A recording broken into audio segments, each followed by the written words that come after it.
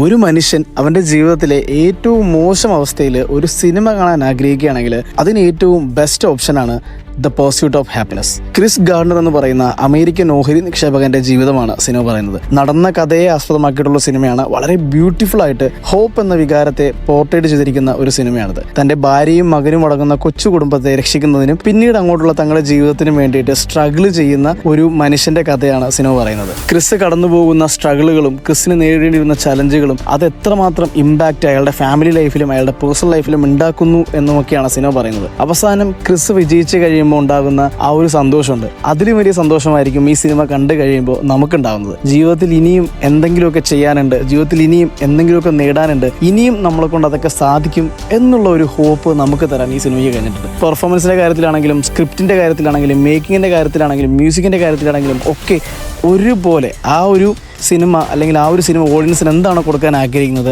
അത് വളരെ പെർഫെക്റ്റ് ആയിട്ട് ഡെലിവർ ചെയ്യുന്ന ഒരു സിനിമയാണ് ദ പേഴ്സ്യൂട്ട് ഓഫ് ഹാപ്പിനെസ്. കാണാത്തവരുണ്ടെങ്കിൽ തീർച്ചയായിട്ടും കാരണം നിങ്ങൾ ഏതൊരു അവസ്ഥയിലൂടെ കടന്നു പോകുന്നെങ്കിലും ഇനിയും ജീവിതത്തിൽ ഒരുപാട് നേടാനുണ്ട്, ഇനിയും ജീവിതത്തിൽ ഒരുപാട് ചെയ്യാനുണ്ട്. നമുക്ക് പറ്റിയ കഷ്ടതകളും പ്രശ്നങ്ങളും ഒക്കെ കുറച്ച് നാളത്തേക്ക് ഉണ്ടാവുള്ളൂ, അതിൽ നിന്നൊക്കെ ഒരു മോചനം നമുക്ക് ഉണ്ടാകുമെന്ന് വളരെ നല്ല രീതിയിൽ ഒരു മെസ്സേജ് തരുന്ന, നല്ലൊരു ഫീൽ ഗുഡ് അനുഭവം നമുക്ക് തരുന്ന ഒരു മികച്ച സിനിമയാണ് ദ പേഴ്സ്യൂട്ട് ഓഫ് ഹാപ്പിനെസ്.